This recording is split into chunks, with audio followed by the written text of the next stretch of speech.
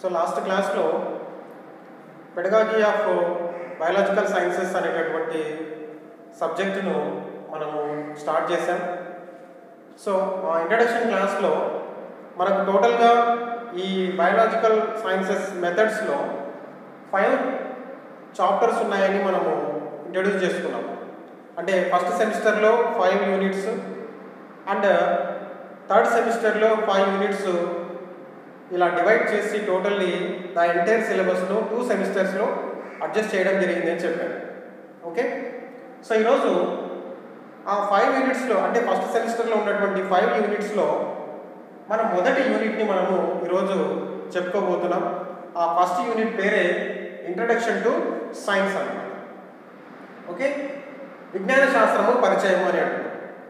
Okay, so అంటే విజ్ఞాన శాస్త్రము అంటే ఏమిటి, విజ్ఞాన శాస్త్రం యొక్క లక్షణాలు ఏమిటి, విజ్ఞాన శాస్త్రం యొక్క పరిధి, విజ్ఞాన శాస్త్రం యొక్క విధులు, విజ్ఞాన శాస్త్రం అనేది మానవాళికి ఏ విధంగా సేవలు చేయగలిగింది, తర్వాత మానవులలో శాస్త్రీయ వైఖరులను అలాగే సామర్థ్యాలను ఈ విజ్ఞాన శాస్త్రం ఏ విధంగా డెవలప్ చేస్తూ ఉంది.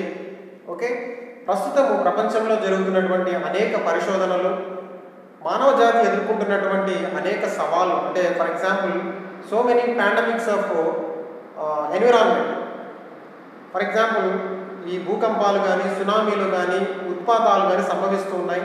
అనేక అంటువ్యాధులు మానవాళిని భయపెడుతూ ఉన్నాయి, మానవ జాతిని ప్రశ్నిస్తూ ఉన్నాయి. కాబట్టి వాటిని ఎదుర్కొని విజ్ఞాన శాస్త్రం అనేది ఏ విధంగా సమాధానం ఇస్తూ ఉంది, మానవాళిని రక్షించడానికి విజ్ఞాన శాస్త్రం ఏ విధంగా సహాయపడుతుంది అనే అంశాలన్నింటినీ కూడా మనము ఈ మొదటి చాప్టర్లో మనము స్టడీ చేస్తాం. ఓకే, సో టోటల్గా ఈ విజ్ఞాన శాస్త్రం యొక్క మూలాలు, విజ్ఞాన శాస్త్రం యొక్క ప్రారంభము ఇవన్నీ మనం తెలుసుకోవాలంటే చాలా పెద్ద హిస్టరీ అవుతుంది. కాకపోతే ఉన్నటువంటి విషయ పరిజ్ఞానంలో మనకు కాస్త తీసుకొని వచ్చి ఫస్ట్ యూనిట్లో పెట్టడం జరిగింది. ఆ ఫస్ట్ యూనిట్ పేరే ఇంట్రడక్షన్ టు సైన్స్, విజ్ఞాన శాస్త్ర పరిచయం అంటున్నాం. ఈ మొదటి యూనిట్లో సౌలభ్యం కోసం, అధ్యయన సులభతరం కోసం 5 ఉప ప్రమాణాలుగాను లేదా 5 సబ్ యూనిట్స్ కానీ ఇక్కడ డివైడ్ చేశారు. ఆ 5 సబ్ యూనిట్స్ ఏంటి అంటే mainly meaning and functions of science, విజ్ఞాన శాస్త్రము అర్థము మరియు విజ్ఞాన శాస్త్రం యొక్క విధులు. అలాగే 1.2 చాప్టర్ వచ్చేసి nature and scope of science, విజ్ఞాన శాస్త్ర స్వభావము మరియు విజ్ఞాన శాస్త్రం యొక్క పరిధి. పరిధి అంటే ఎంతవరకు విస్తరించి ఉన్నది. Okay, how long the boundaries are there to the science and how much expansion is there in science inventions and scientific inventions or discoveries. Okay, so that topic deals the second chapter which is the nature and the scope of science, and next go to the 1.3 chapter or 3 sub chapter which is structure of science, విజ్ఞాన శాస్త్రం ఏ విధంగా నిర్మించబడినది. Okay, for example we want to build a small building. Okay, we need different kinds of requirements like bricks, cement, okay, and sand, water and iron material. All these things we need to build a small building. In that way, to build up the science inventions or science, we need different kinds of truths, okay, and evidences and discoveries and inventions. Okay, for example theories, principles, okay, and truths, concepts, principles, all those things.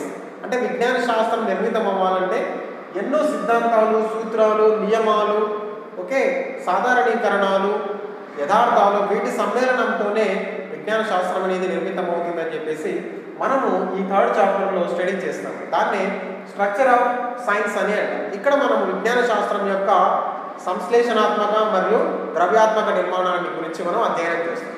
అంటే here we will discuss about syntactic and substantial nature of science. Invented this topic is invented by Henry Poincar and another scientist named as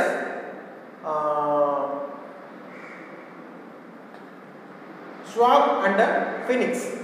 Okay, Schwab and Phoenix.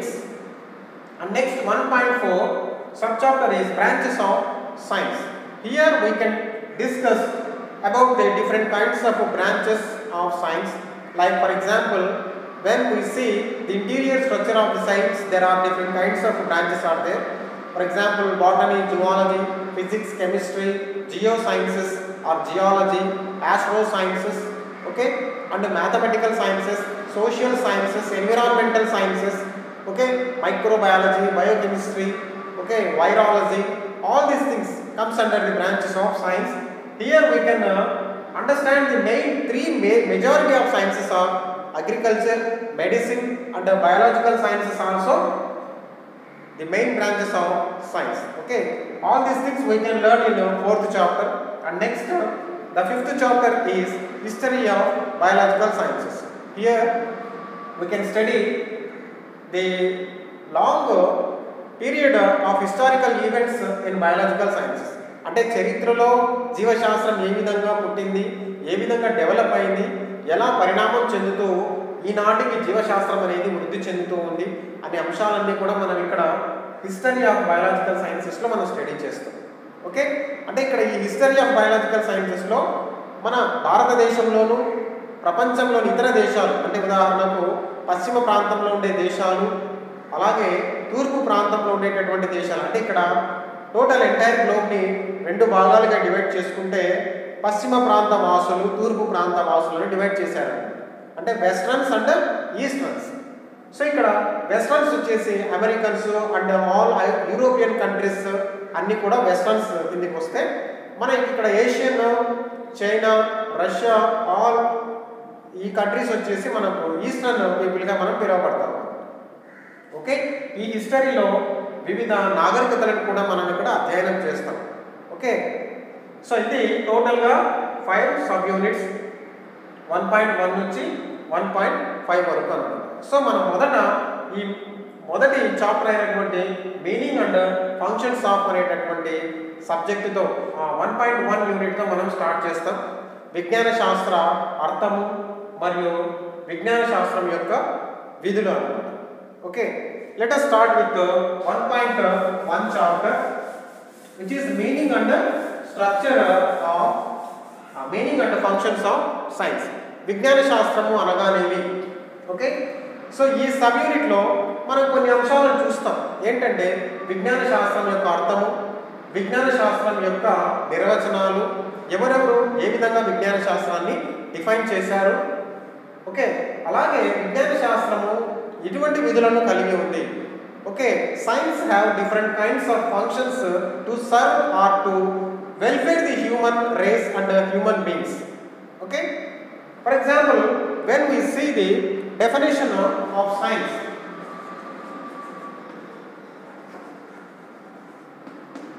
Definition of science, విజ్ఞాన శాస్త్రం యొక్క నిర్వచనాన్ని చూస్తే ఇక్కడ నిర్వచనాలు చాలా number of ఉన్నాయి. అయితే మనము కొన్ని నిర్వచనాలను చూస్తాం. ఉదాహరణకు అత్యుత్తమమైనటువంటి నిర్వచనాన్ని చూసినట్లయితే, ప్రయోగాలు పరిశోధనల నుంచి వృద్ధి పొంది తర్వాత మనం తిరిగి చేసే ప్రయోగాలకు పరిశోధనలకు ఫలితాలను ఇస్తూ వాటి మధ్య పరస్పర సంబంధం కలిగిన భావనలు, భావన పథక శ్రేణులే విజ్ఞాన శాస్త్రం అని చెప్పేసి మనకు ఒక నిర్వచనం చెప్తుందన్నమాట. ఇది అత్యుత్తమమైనటువంటి నిర్వచనం, అంటే విజ్ఞాన శాస్త్రానికి మనం చెప్తున్నటువంటి నిర్వచనం అన్నమాట. ప్రయోగాలు పరిశోధనల నుంచి వృద్ధి పొంది తర్వాత మనం తిరిగి చేసే ప్రయోగాలకు పరిశోధనలకు ఫలితాలను ఇస్తూ వాటి మధ్య పరస్పర సంబంధం కలిగిన భావనలు, భావన పథక శ్రేణులే విజ్ఞాన శాస్త్రము. అంటే ఇక్కడ భావనలు, భావన పథక శ్రేణుల వల్ల విజ్ఞాన శాస్త్రం అనేది నిర్మితమవుతుంది అని నిర్వచనం మనకు తెలియజేస్తుంది. అంటే భావనలు అంటే ఏమి, భావన పథక శ్రేణులు అంటే ఏమిటి, ఇవన్నీ కూడా మనం నెక్స్ట్ రాబోయేటటువంటి టాపిక్స్లో మనం స్టడీ చేస్తాం. ఒక భావన అనేది ఒక యథార్థం లేదా రెండు యథార్థాల కలయిక వల్ల జరుగుతుంది. Okay, a concept will be made up by 2 truths, okay, or 2 facts. So యథార్థము అంటే ఏమిటి, ఫ్యాక్ట్ అంటే ఏమిటి, మనం నిత్యం మన కళ్ళతో చూస్తూ ఉన్నాం, సాక్ష్యాధారాలను వెతుకుతూ ఉన్నాం, సాక్ష్యాధారాలను సేకరిస్తూ ఉన్నాం. ఉదాహరణకు సూర్యుడు తూర్పున ఉదయిస్తాడు, పడమర అస్తమిస్తాడు, ఇది యథార్థం. కాబట్టి ఇక్కడ సూర్యోదయం అనేటటువంటి ఒక కాన్సెప్ట్ మనం చూస్తున్నాం. అంటే ఇక్కడ యథార్థాన్ని మనం సాక్ష్యాధారాలతో చూస్తున్నందువలననే ఒక భావన అనేది రూపొందింది. ఇలాంటి అనేక భావనల వల్లనే విజ్ఞాన శాస్త్రం అనేది రూపుదిద్దుకుంటుంది అనేది మనకి మొదటి డెఫినేషన్లో మనం చూస్తూ ఉన్నాం. ఓకే, అలాగే ఒక్కొక్కరు ఒక్కొక్క రకంగా డిఫైన్ చేసుకుంటూ వెళ్ళారు. ఉదాహరణకు విజ్ఞాన శాస్త్రం అంటే మాపనము. Okay, science means it's a measurement. దీన్ని ఆర్గీనియస్ అనేటటువంటి శాస్త్రం అయితే తెలియజేశారు. విజ్ఞాన శాస్త్రం అనగా మాపనము లేదా కొలవడము. ఓకే, అలాగే విజ్ఞాన శాస్త్రం అనగానే ఏమిటి అంటే శాస్త్రీయ దృక్పథాలను పెంపొందించేది విజ్ఞాన శాస్త్రము. ఓకే, మానవులలో శాస్త్రీయ వైఖరులను శాస్త్రీయ దృక్పథాలను పెంపొందించేది విజ్ఞాన శాస్త్రము. అలాగే విజ్ఞాన శాస్త్రము అనగా సంచిత అంతులేని అనుభవాత్మక పరిశీలనల సమూహము. ఓకే, సంచిత అంతులేని అనుభవాత్మక పరిశీలనల సమూహము అని కూడా విజ్ఞాన శాస్త్రాన్ని తెలియజేస్తారు. ఓకే, ఈ విధంగా మనం చూసుకుంటూ వెళ్తే అనేక నిర్వచనాలు అనేవి మనం ఇక్కడ చూడగలుగుతాం. మొత్తానికి విజ్ఞాన శాస్త్రము అనగా ఇది వ్యవస్థీకృతం చేయబడినటువంటి ఒక జ్ఞానరాశి, ఒక లోకజ్ఞత. Okay, science means it is an organised common sense. అంటే మానవాళికి ఒక కామన్ సెన్స్ని ప్రసాదించేదే విజ్ఞాన శాస్త్రము. ఓకే, కామన్ సెన్స్ అంటే ఇక్కడ మనం ఆలోచించాలి. జ్వరం వచ్చిందంటే వెంటనే మనం భూత వైద్యం దగ్గరికి వెళ్ళామనుకోండి, అది ఒక సూపర్స్టిషన్ థింగ్. అలా కాకుండా జ్వరం వచ్చింది అంటే ఒక వైద్యుని దగ్గరికి వెళ్ళి మన ఉష్ణోగ్రత బాడీ టెంపరేచర్ పెరిగిందని నిర్ధారించి దానికి తగిన ఔషధాన్ని తీసుకుంటే జ్వరం తగ్గిపోతుంది. కాబట్టి ఇక్కడ మూఢనమ్మకానికి నమ్మకానికి చాలా తేడా ఉంది. కాబట్టి ఇక్కడ విజ్ఞాన శాస్త్రం ఎప్పుడైనా కానీ తన చుట్టూ ఉన్న తన పరిధిలో ఉన్నటువంటి యథార్థాన్ని మాత్రమే స్వీకరిస్తుంది, మూఢనమ్మకాలను తన పరిధిలోకి తీసుకోదు. ఓకే, సో కాబట్టి ఈ విధంగా విజ్ఞాన శాస్త్రాన్ని మనం నిర్వచిస్తూ వెళ్ళవచ్చు. ఓకే, తర్వాత ఇక్కడ మనం విజ్ఞాన శాస్త్రం యొక్క అర్థాన్ని కనుక చూసినట్లయితే మనం దీని గురించి చెప్పుకుంటున్నాం. ఓకే, విజ్ఞాన శాస్త్రం అర్థం అంటే, సో విజ్ఞాన శాస్త్రం అంటే మానవుడు శాస్త్రీయ దృక్పథంతో ఆలోచించాలా చేసేటటువంటి ఒక మహత్తరమైనటువంటి శాస్త్రీయ జ్ఞానంగా మనం చెప్పవచ్చు. ఓకే, మామూలుగా ఇక్కడ సైన్స్ అనేటటువంటి పదాన్ని తీసుకుంటాం. Okay, science, the word science is derived from a Latin word which is scientia. Okay, scientia. Okay, scientia అంటే ఏమిటి అంటే జ్ఞానము అని అర్థం. Okay, the word science is derived into a Latin word which is scientia. scientia అనగా జ్ఞానము. మన ఇండియాలో వచ్చేసి జ్ఞానము అనగా వేదాలు అని చెప్పేవాళ్ళు. అంటే మనకు సైన్స్ అనేటటువంటి జ్ఞానం ఒకప్పుడు లేదు. వేదాలలోనే సైన్స్ అనేది లిఖించబడి ఉన్నదన్నమాట. అనేక ఖగోళ నియమాలు కానీ, జ్యోతిష్య శాస్త్రాలు కానీ, జీవ రసాయన భౌతిక శాస్త్రాలన్నీ కూడా వేదాలలోనే మనము నేర్చుకున్నాము మొదట్లో. ఓకే, కాబట్టి ఇక్కడ పదార్థం అంటే పదం యొక్క అర్థం తీసుకున్నట్లయితే సైన్స్ అనేటటువంటి పదం లాటిన్ పదం, ఇంగ్లీష్ పదం. ఇది సైన్షియా అనేటటువంటి లాటిన్ పదం నుంచి ఉద్భవించింది. సైన్షియా అనగా జ్ఞానం అని అర్థం. ఓకే, తర్వాత డెఫినేషన్స్ మనం చూస్తాం. ఇంకా టెక్స్ట్ బుక్లో there are so many definitions are there. అన్నీ కూడా మీరు అధ్యయనం చేసి ఆ డెఫినేషన్స్లో ఉన్నటువంటి మూలార్థాన్ని తీసుకున్నట్లయితే విజ్ఞాన శాస్త్రం అనేది వ్యవస్థీకృతం చేయబడినటువంటి ఒక జ్ఞానరాశి. విజ్ఞాన శాస్త్రం అనేది వ్యవస్థీకృతం చేయబడిన లోకజ్ఞత అని మనం స్టడీ చేయవచ్చు. తర్వాత మనం ఫంక్షన్స్ ఆఫ్ సైన్స్కి వెళ్ళినట్లయితే అంటే విజ్ఞాన శాస్త్రము మానవాళికి ఏ విధమైనటువంటి సహాయ సహకారాలను అందించింది, ఏ విధమైనటువంటి తన బాధ్యతలను మనకు తెలియజేస్తూ ఉంది అనే అంశాలన్నీ కూడా మనం ఇక్కడ ఫంక్షన్స్ ఆఫ్ సైన్స్ అనేటటువంటి పాయింట్లో మనం చూస్తాం. సో ఇక్కడ విజ్ఞాన శాస్త్రము ఏ విధంగా తన విధులను నిర్వహిస్తుంది. విజ్ఞాన శాస్త్రం వచ్చేసి మూఢనమ్మకాల గురించి మాట్లాడు. ఓకే, తన రెస్పాన్సిబిలిటీస్ ఏమి, తన బాధ్యతలు ఏమి చూసినట్లయితే మనం విజ్ఞాన శాస్త్రాన్ని ఇతర శాస్త్రాలతో పోల్చితే ఉదాహరణకు ఫిలాసఫీని తీసుకుందాం. అంటే తత్వశాస్త్రం వచ్చేసి ఇక్కడ అది స్టార్టింగే మనకు అందుబాటులో లేనటువంటి మానవాతీతమైనటువంటి విషయాల గురించి ఈ ఫిలాసఫీ చెప్తుంది.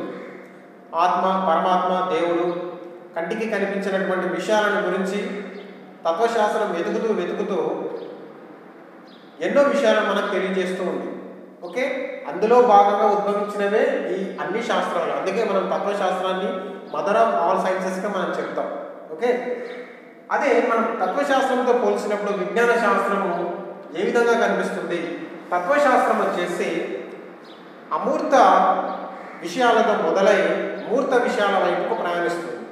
Okay, philosophical things starts with abstract things and they will continue towards the concretable things. Okay, but the scientific inventions, science ఏం చెప్తుంది? సైన్స్ తెలిసిన విషయాలను మాత్రమే తన పరిధిలోకి తీసుకుంటుంది. అంటే మూర్త విషయాలను తన పరిధిలోకి తీసుకొని వాటి గురించి అధ్యయనం చేసి తెలియనటువంటి అమూర్త విషయాల వైపుకు ప్రయాణం చేస్తుంది సైన్స్ అన్నమాట. ఓకే, కాబట్టి ఫిలాసఫీకి సైన్స్కి ఎంత డిఫరెన్స్ ఉంది కదా. ఫిలాసఫీ మొదట తెలియని విషయాల గురించి స్టడీ చేస్తూ ముందు కొనసాగిపోతే, విజ్ఞాన శాస్త్రము ముందు తెలిసిన విషయాలతో తన చుట్టూ ఉన్న సాక్ష్యాధారాలను బేస్ చేసుకొని వాటిని అధ్యయనం చేసి తెలియని విషయాల వైపు మళ్ళుతుంది. అంటే ఇక్కడ మనకు ఒక ప్రశ్న రావచ్చు, ఉద్భవించవచ్చు. ఏంటి? Whether there is a God or not, whether there is a soul or not. అంటే దేవుడు ఉన్నాడా, పరమాత్మ ఉన్నాడా, ఆత్మ పరమాత్మ ఇవన్నీ ఉన్నాయా, కంటికి కనిపిస్తున్నాయంటే విజ్ఞాన శాస్త్రం ఏమి చెప్పదు. ఉన్నది ఉంది అని చెప్పదు, లేడు అని చెప్పదు. ఓకే, తన చుట్టూ ఉన్న సాక్ష్యాధారాలు బేస్ చేసుకునే చెప్తుంది. For example, if there is a chlorophyll in leaves అని ఎవరైనా క్వశ్చన్ వేస్తే, yes there is a chlorophyll in leaves because this is evidence అని చెప్తుంది. కాబట్టి if there is God in universe అని క్వశ్చన్ వేస్తే ఏమి చెప్పదు, whether it is yes or no. If there is evidences for revival of God, yes there is a God, but there is no evidence, I don't reveal you anything about God అని చెప్తుంది. కాబట్టి విజ్ఞాన శాస్త్రం అనేది తన యొక్క విధులలో ఇతర శాస్త్రాలను పోల్చినప్పుడు వాటి యొక్క ముఖ్యమైన అంశాలను మనకు తెలియజేస్తూ వస్తున్నాం. గణిత శాస్త్రానికి విజ్ఞాన శాస్త్రానికి మనం పోల్చినట్లయితే, సో సృష్టిలో మొట్టమొదట ఏర్పడినటువంటిదే గణిత శాస్త్రము, తర్వాత మిగిలిన శాస్త్రాలన్నీ డెవలప్ అవుతూ వచ్చినాయి. ఓకే, సో గణిత శాస్త్రంలో మనం అన్నీ కూడా ఎలా, ఏ విధంగా, ఎంత పరిమాణం అని కొలుస్తూ వస్తాం. ఓకే, విజ్ఞాన శాస్త్రంలో వచ్చేసి ఎందుకు, ఏమిటి, ఎలా జరిగింది, దానికి కారణమైనటువంటి సంఘటనలు ఏమిటి అనే విధంగా విజ్ఞాన శాస్త్రము సూచనలు చేస్తూ వస్తుంది.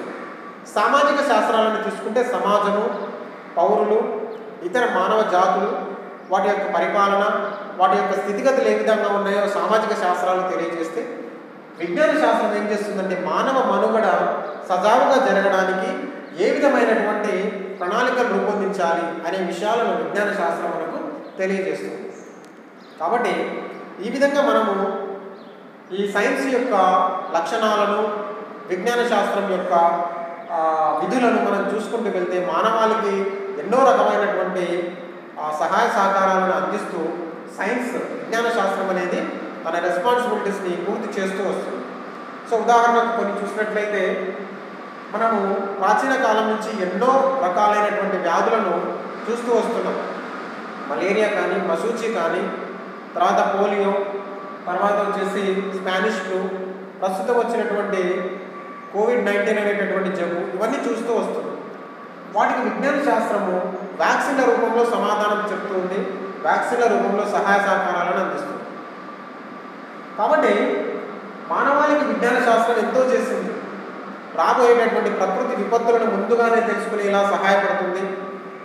ప్రకృతిలో సంభవిస్తున్న అనేక విపరీతాలను గురించి ముందుగా తెలియజేస్తుంది.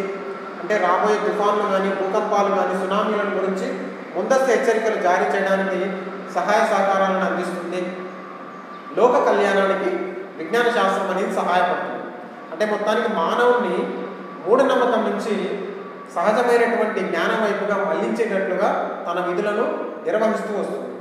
మానవ జాతి కళ్యాణానికి ఎంతో సహాయపడుతుంది. కాబట్టి ఇది ఫంక్షన్స్ ఆఫ్ సైన్స్. ఇంకా పాఠ్యాంశాలలో ఇంకా చాలా డెప్త్గా ఉంటుంది, మీరు ఒకసారి స్టడీ చేయాలి.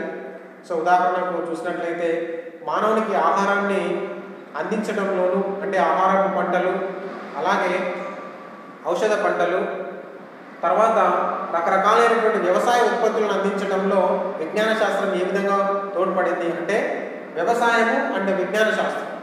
అలాగే ఔషధ శాస్త్రం, మెడిసిన్, అలాగే మానవ దేహ నిర్మాణము, మానవునికి సంబంధించిన వ్యాధులు, ఇవన్నీ వైద్య శాస్త్రంలో మనం స్టడీ చేస్తాం. వైద్య శాస్త్రానికి ఇక్కడ విజ్ఞాన శాస్త్రం అనేది సపోర్ట్ చేస్తూ వస్తుంది. అలాగే నెక్స్ట్ వచ్చేసి ఇంకా కొన్ని విషయాలు చూస్తే పశువుల పెంపకము, అంటే ఉదాహరణకు పౌల్ట్రీ కానీ, డైరీ ఫార్మ్స్ కానీ, తర్వాత ఇతర ఆక్వాటిక్ యానిమల్స్, ఆక్వాకల్చర్ అంటే ప్రాన్స్ కానీ, ఫిషెస్ కానీ ఏ విధంగా పెంచాలి, వాటి ఉత్పత్తులను ఏ విధంగా బాగా ఇంప్రూవ్ చేయాలి అనే విషయాలు ఇక్కడ మనం తెలుసుకుంటామన్నమాట. ఉదాహరణకు మనం గ్రీన్ రెవల్యూషన్, తర్వాత వైట్ రెవల్యూషన్ ఇవన్నీ చూస్తున్నాం. అంటే శ్వేత విప్లవము, తర్వాత ఈ గ్రీన్ రెవల్యూషన్ చూస్తున్నాం, హరిత విప్లవము అంటాం. ఓకే, ఎంఎస్ స్వామినాథన్ గారు స్టార్ట్ చేశారు. ఇవన్నీ ఎందుకు అంటే మానవ జాతి ఆహారం లేకుండా అలవటించకుండా నిత్యము ఆహారాన్ని సముపార్జించుకోవడానికి, సరైనటువంటి వైద్య సదుపాయాలను పొందడానికి, అలాగే చక్కటి ప్రయాణ సాధనాలను అందిపుచ్చుకోవడానికి. ఈనాడు మనం ప్రయాణాన్ని ఒకప్పుడు ఎడ్ల బండ్లలో కొనసాగిస్తే ఈరోజు రైళ్ళని, జెట్ ట్రైన్స్ అని, ఫ్లైట్స్ అని, ఇలాంటి అనేక సాధనాల ద్వారా మనం మన ప్రయాణాలను కొనసాగిస్తున్నామంటే దానికి ప్రధాన కారణం విజ్ఞాన శాస్త్రం అనే చెప్పుకోవచ్చు. కాబట్టి ఈ విధంగా విజ్ఞాన శాస్త్రం అనేది మానవాళికి ఎన్నో సేవలు చేసిందిగా మనం చెప్పుకోవచ్చు. ఓకే, ఇంకా మనకు టెక్స్ట్ బుక్లో చాలా అంశాలే ఉన్నాయి, అవన్నీ ఇక్కడ చెప్పడానికి టైం మనకు సరిపోదు. కాబట్టి మీరు ఆ టెక్స్ట్ బుక్ను బాగా స్టడీ చేస్తే మరికొన్ని అంశాలు ఈ 1.1 చాప్టర్లో మనకు లభిస్తాయి. నెక్స్ట్ క్లాస్లో మళ్ళీ నేను nature and scope of science అనేటటువంటి చాప్టర్ను స్టార్ట్ చేస్తాను. Okay, thank you students.